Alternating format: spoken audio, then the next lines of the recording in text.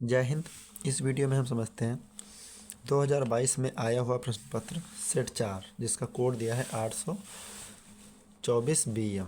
ठीक है, तो इसमें से सबसे पहले हम आप लोगों को बहुविकल्पीय प्रश्न हल करवा रहे हैं, उसके बाद आप लोगों को जो न्यूमेरिकल हैं वो भी हल करवा देंगे। ठीक है, हम सभी सेटों में न्यूमेरिकल सारे हल करवा देते हैं। ठीक है, तो पहला क्वेश्चन कह रहा हमारा मुख्य फोकस बिंदु की इकाई होती है। तो मुख्य फोकस बिंदु की जो इकाई होती है वो क्या होती है?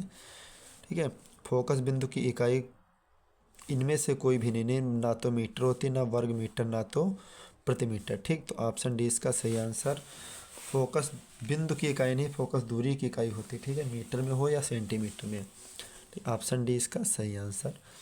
प्रश्न नंबर 2 कह रहा प्रतिरोध आर के किसी तार के टुकड़े को 3 बराबर भागों में काटा जाता है। इन टुकड़ों को फिर समांतर क्रम में संयोजित कर देते हैं। यदि संयोजन का तुल्य प्रतिरोध आर डैश हो तो आर बटा आर डैश अनुपात का मान होगा। तो इसका जो सही आंसर आएगा वो ऑप्शन सी आएगा, 9 आएगा।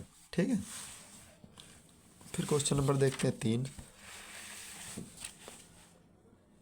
क्वेश्चन नंबर 3 हमारा कह रहा समरूप चुंबकीय क्षेत्र में स्थित एक धारावाही चालक पर लगने वाले बल की दिशा ज्ञात करने के नियम क्या होता है? ज्ञात करने के लिए नियम क्या होता है? तो फ्लेमिंग के बाएं हाथ का नियम होता है। ऑप्शन सी इसका सही आंसर। प्रश्न नंबर 4 हमारा कह रहा समतल दर्पण की फोकस दूरी होती है। तो समतल दर्पण की जो फोकस दूरी होती है वो अनंत होती है। ऑप्शन बी इसका सही आंसर। क्वेश्चन नंबर 5 कह रहा स्वस्थ नेत्र के लिए स्पष्ट बिंदु की न्यूनतम दूरी होती है, यानी स्पष्ट दृष्टि की न्यूनतम दूरी जो होती है स्वस्थ नेत्र के लिए, तो वो होती है लगभग 100 सेंटीमीटर। कितनी होती है? 100 नहीं, न्यूनतम दूरी पूछा, अधिकतम नहीं। अधिकतम पूछता तो अनंत होती, लेकिन न्यूनतम पूछा तो न्यूनतम आप लोगों की 25 सेंटीमीटर होती है। ऑप्शन ए इसका सही आंसर। प्रश्न नंबर 6 विद्युत धारा का एसआई मात्रक होता है। तो विद्युत धारा का जो एसआई मात्रक होता है वो क्या होता है? जूल। इस धारा का एम्पियर, विद्युत धारा का एम्पियर होता है। ऑप्शन सी इसका सही आंसर। एक इलेक्ट्रॉन पर आवेश होता, तो एक इलेक्ट्रॉन पर जो आवेश होता 1.6 × 10⁻⁻⁻⁰ कूलाम। ठीक है, ऑप्शन डी इसका सही आंसर। क्वेश्चन नंबर 7 लेकिन इलेक्ट्रॉन पर आवेश ऋणात्मक होता है, तो -1.6 × 10⁻⁻19। ठीक है, प्रश्न नंबर 8 हमारा कह रहा है BaCl2 प्लस एन barium chloride plus sodium sulphate से क्या बनाया? सोडियम बेरियम सल्फेट बना, प्लस नमक अलग हो गया, यानी NaCl अलग हो गया। रासायनिक अभिक्रिया किस प्रकार की है? तो ये बताइए, योग अभिक्रिया है या विस्थापन या द्विविस्थापन? तो देखिए दोनों में विस्थापन किया गया, इधर इधर से उधर, तो द्विविस्थापन अभिक्रिया है। ठीक है, लेड नाइट्रेट का अणुसूत्र होता तो PbNO3 का होल ट्वाइस, यानी ऑप्शन बी इसका सही आंसर।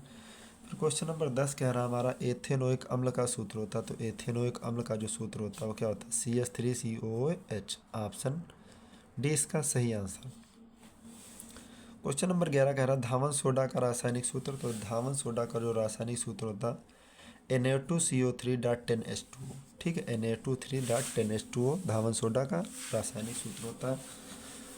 फिर क्वेश्चन नंबर 12 कह रहा हमारा निम्नलिखित में से कौन सी धातु जल के साथ सामान्य ताप पर ही अभिक्रिया कर लेती है? तो सामान्य ताप पर अभिक्रिया जो कर लेती है वो सोडियम कर लेती है। ठीक है, अगर सामान्य ताप पर अगर सोडियम को ऑक्सीजन में रखा जाए तो वो स्वतः ही क्रिया कर लेती है। क्वेश्चन नंबर 13 कह रहा निम्नलिखित में समजातीय युग्म है। तो समजातीय जो युग्म है उस वो क्या है आपके? HCOHO, फिर CH2CHO, ये आपके दोनों कैसे हैं? समजातीय हैं। फिर यहाँ पे देखिए एक कार्बन के साथ 4 हाइड्रोजन होते हैं, और यहाँ पे O भी HO है, HO है। यहाँ पे 2 कार्बन है तो 2 हाइड्रोजन, यहाँ पे 1 कार्बन तो 1 हाइड्रोजन एक्स्ट्रा बचा। ठीक है, फिर यहाँ पे देखिए 1 कार्बन 4 हाइड्रोजन, 2 कार्बन 4 हाइड्रोजन, ये समझाती है नहीं है, इसमें भी नहीं, इसमें भी नहीं। ठीक है, क्वेश्चन नंबर 14 कह रहा है जठर रस स्रावित करने वाली जठर ग्रंथियाँ उपस्थित रहती। तो जठर रस स्रावित करने वाली जो जठर रस ग्रंथियाँ हैं वो अमाशय में उपस्थित होती। ऑप्शन ए इसका सही आंसर। फिर क्वेश्चन नंबर कह रहा हमारा 15 पौधों में जाइलम का कार्य होता है। तो पौधों में जाइलम का कार्य होकर क्या होता है? ऑक्सीजन का वहन नहीं, जल व खनिज लवणों का वहन। ऑप्शन डी इसका सही आंसर। फिर क्वेश्चन नंबर 16, पराग कण किसके अंदर बनते हैं? तो पराग कण जो बनते हैं वो पराग कोश में बनते हैं। ऑप्शन ए इसका सही आंसर है। क्वेश्चन नंबर 17, खाद्य श्रृंखला में शाकाहारी जंतु होते हैं।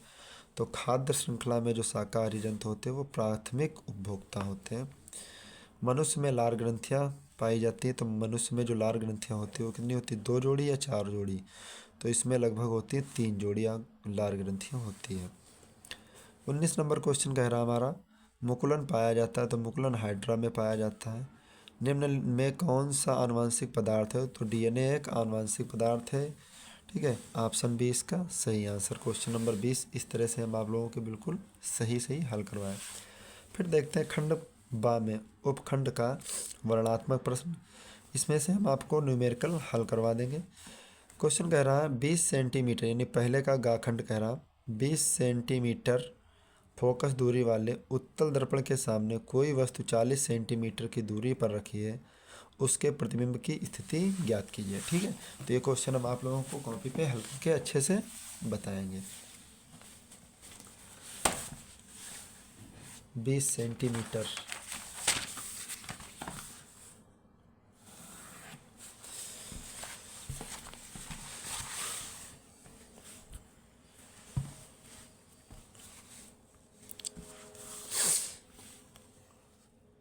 बीस सेंटीमीटर फोकस दूरी, यानी उत्तल दर्पण है तो लिखेंगे उत्तल दर्पण के लिए, उत्तल दर्पण के लिए फोकस दूरी 20 सेंटीमीटर, 20 सेंटीमीटर। फिर कहा है कोई वस्तु सामने कोई वस्तु 40 सेंटीमीटर की दूरी पर रखी, यानी वस्तु की जो दूरी है वो कितनी है, -40 सेंटीमीटर। उसके प्रतिबिंब की स्थिति v का मान ज्ञात कीजिए। तो सूत्र लगाएंगे दर्पण के सूत्र से, दर्पण के सूत्र से, दर्पण का सूत्र कहता है 1/f बराबर 1/v प्लस 1/u। 1/f का मान 20 सेंटीमीटर, 1/v का मान निकालना है, u का मान कितना दिया, -40। 1/20 1/v माइनस 1/40 प्लस माइनस का 1/40 पक्षांतर करेंगे तो प्लस का 1/40 बराबर 1/v। 20 दूना 40, 2 एकम 2 प्लस 1/40 बराबर 1/v। तो v का मान कितना हुआ, 40/3। तो यहाँ पे अगर हम इसको भाग करेंगे तो इसका जो सही आंसर आना चाहिए वो क्या आएगा, इसको हल करेंगे 13 तिया 39, 13.33 सेंटीमीटर। ठीक है, यही आप लोगों का बिल्कुल सटीक आंसर। फिर इसके बाद देखते हैं कोई क्वेश्चन एक और आया है। अगला क्वेश्चन क्या है हमारा, निकट दृष्टिदोष से पीड़ित एक व्यक्ति अधिकतम 100 मीटर की दूरी तक देख सकता है। इस दोष को निवारण के लिए प्रयुक्त लेंस की फोकस दूरी ज्ञात कीजिए। ठीक है, उसकी प्रकृति भी बताना है, यानी फोकस दूरी बताना है। तो सिंपल सा सवाल है, 4 अंक का आया हुआ, कितना सरल सा सवाल। अधिकतम 100 मीटर की दूरी तक देख सकता है, यानी लिखेंगे चूंकि व्यक्ति निकट दृष्टिदोष से पीड़ित है, निकट दृष्टिदोष से पीड़ित है। ठीक है, निकट दृष्टिदोष से पीड़ित है, तब यहाँ पे वस्तु कितनी दूरी तक देख सकता है, यानी प्रतिबिंब बनेगा उसका -100 सेंटीमीटर इतना। और उसको अच्छा दिखना चाहिए, यानी जो वस्तु रखी जाए वो अनंत पर रखी जाए। कहाँ पे रखी जाए, अनंत पर रखी जाए, तब फोकस दूरी पूछा, यानी f का मान। तो लिखेंगे लेंस के सूत्र से, लेंस के सूत्र से 1/f बराबर 1/v plus 1/u। 1/v minus का होगा क्योंकि लेंस का सूत्र है।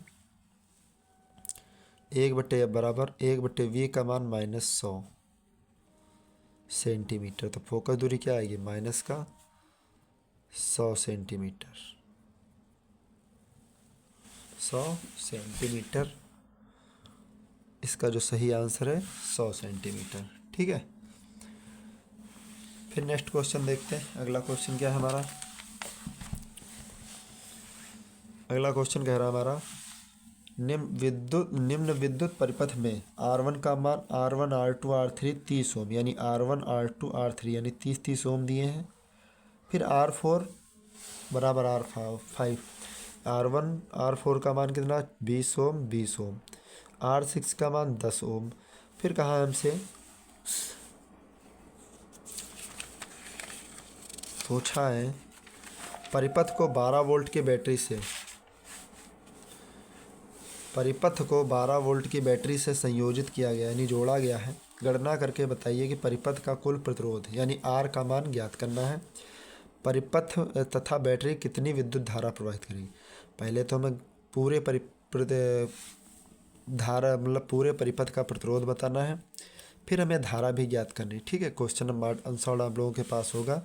इस क्वेश्चन को बहुत आराम से हल करते हैं। ठीक है, तो यहाँ पे देखिए चित्र में आप लोगों के पास R1 का मान कितना दिया है? R1 का मान 30 ओम, R2 का मान 30 ओम और R3 का मान भी कितना है? 30 ओम। तीनों कितने कैसे दिए? और फिर R4 का जो मान दिया है चौथे प्रतिरोध का वो 20 ओम, पांचवें प्रतिरोध का भी 20 ओम और छठे प्रतिरोध का जो ओम दिया है वो 10 ओम दिया। प्रतिरोध कितना दिया? 10 ओम। उसमें से देखिए R1 R2 R3 समांतर क्रम में संयोजित है। आप देख लीजिए यहाँ पे R1 R2 R3 समांतर क्रम में है। इनका तुल्य प्रतिरोध निकालेंगे तो लिखेंगे चूँकि R1 R2 व R3 समांतर क्रम में संयोजित हैं तब तुल्य प्रतिरोध क्या होगा? 1/RA बराबर 1/R1 plus 1/R2 plus 1/R3। 1/RA बराबर 1/R1 का मान कितना है? 30, R2 का मान 1/30, R3 का मान भी कितना हुआ? 1/30। तो 1/RA बराबर 1 2 3, 3/30, 3 एकम 3, 3.29 यानी RA का जो मान आया वो कितना आया? 10 ओम। 10 ओम। ठीक है, फिर देखिए ध्यान से R4 और R5 भी कैसे हैं? समांतर क्रम में है। इनका भी तुल्य प्रतिरोध निकालेंगे। लिखेंगे चूँकि R4 व R5 समांतर क्रम में संयोजित हैं तब तुल्य प्रतिरोध 1/RB बराबर 1/R4 plus 1/R5। 1/RB 1/R4 का मान कितना दिया है? 20 ओम। फिर 1/20 तो 1/RB बराबर 2/20, 1 और 1 2। तो RB का मान कितना आया? 20/2, 2 से काटेंगे 10 ओम। तो यानी RB का मान कितना है? 10 ओम। और R6 का मान दिया है कितना? 10 ओम पहले से। R6 का मान 10 ओम दिया है। अब तुल्य प्रतिरोध निकालेंगे, कुल प्रतिरोध। ठीक है, तो यहाँ पे निकालेंगे हम कुल प्रतिरोध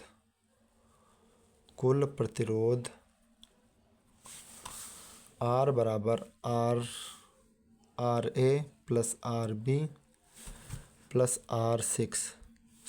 तो RA का मान कितना? 10, RB का मान भी 10 और R6 का मान भी कितना है? 10 ओम। तो 10 10 20 और 10 30 ओम। एक तो आंसर हमें ये मिला। ठीक है, ये आंसर हो गया 30 ओम। फिर हमसे कहा है इसमें जो बैटरी लगी है देखिए परिपथ में 12 वोल्ट की बैटरी लगी है, ठीक है, तो यानी विभवांतर कितना है 12 वोल्ट। विभवांतर हमारा है 12 वोल्ट। हमसे पूछा धारा आई ज्ञात कीजिए, तो लिखेंगे ओम के नियम से, ओम के नियम से। ओम का नियम क्या कहता है, V बराबर आई आर।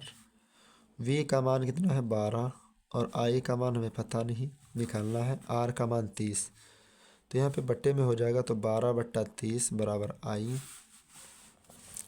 तो I का मान क्या आ जाएगा 6 एकम 6 सॉरी 6 दूना 12, 6 3 8, 6 पंचे 30, 2/5। दशमलव लगाएंगे तो ये कटेगा, तो यहाँ पे कितना आ जाएगा 5 चौके 20 यानी 0.4 एम्पियर। 0.4 एम्पियर ही इसका सही आंसर है, ठीक है। आप लोग अपने कॉपी में नोट कर लीजिए इस क्वेश्चन को बहुत अच्छी तरीके से। फिर इसके बाद देखते हैं next question.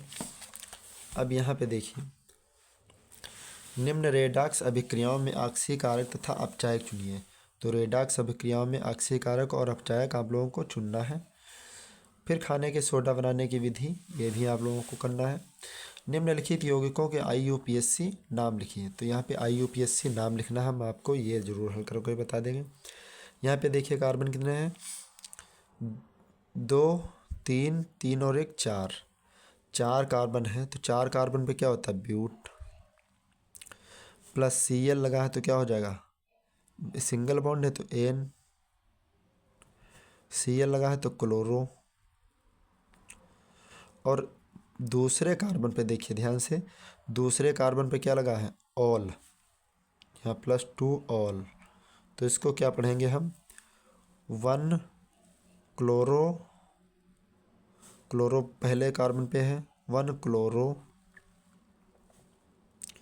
1 chloro 2 butanol, 2 butanol, ठीक है, इसका सही आंसर है। फिर अगला क्वेश्चन क्या है हमारा, देखिए 1 2 3, 3 कार्बन पे क्या लगाएंगे हम, 3 कार्बन पे क्या लगाएंगे हम, 3 कार्बन पे लगता है हमारे पास है, 3 कार्बन पे तो प्रोप लगेगा, लेकिन COOH लगा है, CH2 ब्यूटेनोइक अम्ल डाई मेथिल 1 1 2। ये वाला डाउट में है, ये आप लोग वीडियो में देख लीजिएगा, वहाँ से इसको हल कर लीजिए। यहाँ पे डाउट लग रहा है क्योंकि 1 2 3 कार्बन पे तो चलो प्रोप हो गया, ठीक है। फिर यहाँ पे दूसरे कार्बन पे क्या लगा है, दूसरे कार्बन पे लगा है मेथिल, ठीक है। CH3 यानी 6 कार्बन होना चाहिए 7, तो यहाँ पे मेथिल लगा होना चाहिए C3H5। ये नहीं समझ आ रहा, ये पॉइंट हमें अच्छे से समझ नहीं आ रहा। ये तो सही है COOH ओइक अम्ल है, ठीक है, तो ये हो जाएगा प्रोपेनोइक अम्ल बन जाएगा। लेकिन ये CH2C3H5 ये बात हमें अच्छे से समझ नहीं आ रही, जिसका आंसर हम आप लोगों को अगले अंशान में दे देंगे, ठीक है।